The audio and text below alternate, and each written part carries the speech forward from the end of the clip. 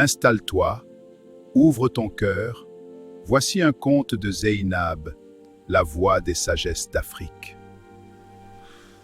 Le marchand et l'esprit de la brousse. Conte africain plein de sagesse. Dans un village entouré de savanes et de grands arbres, vivait un marchand nommé Samba. Samba était connu dans tout le marché, mais pas pour sa gentillesse.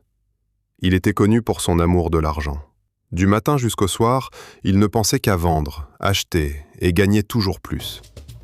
Pour lui, seule la richesse comptait. Mais Samba avait un défaut. Il ne respectait ni la nature, ni les traditions des anciens. L'arbre sacré. Un jour, Samba eut une idée. Il voulait construire une grande boutique près de la route où passaient les voyageurs. Mais à cet endroit se dressait un arbre immense. Un vieux fromager que les anciens du village considéraient comme sacré.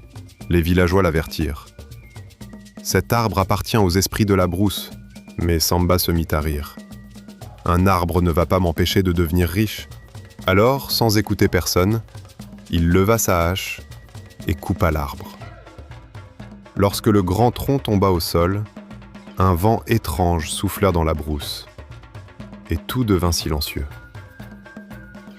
La rencontre.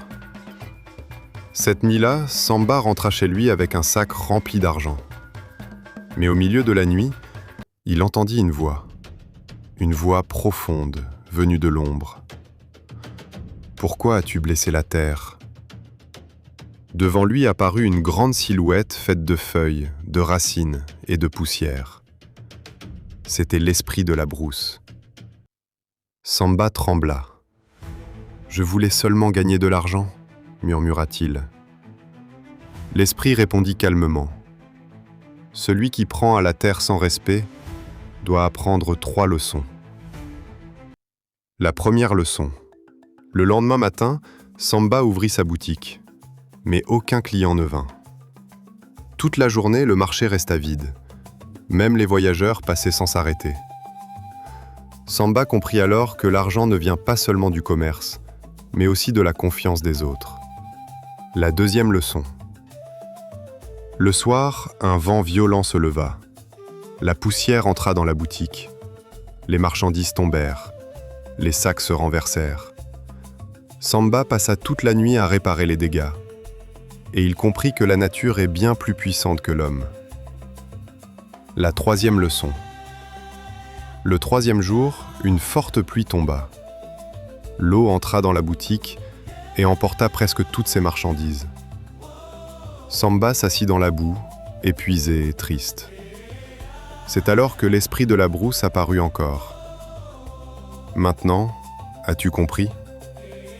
Samba baissa la tête. « Oui, la terre nous nourrit. Si nous la blessons, nous nous blessons nous-mêmes. » La réparation.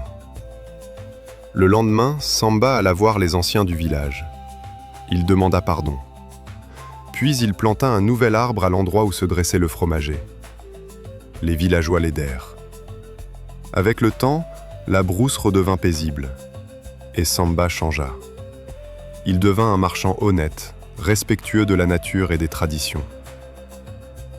Morale. Souviens-toi de ceci. Celui qui prend à la terre sans respect finit toujours par payer le prix. Mais celui qui protège la nature protège aussi son propre avenir. Si cette histoire a touché ton cœur, abonne-toi, like et partage autour de toi. Ici, nous faisons vivre la sagesse africaine. À bientôt pour un nouveau conte.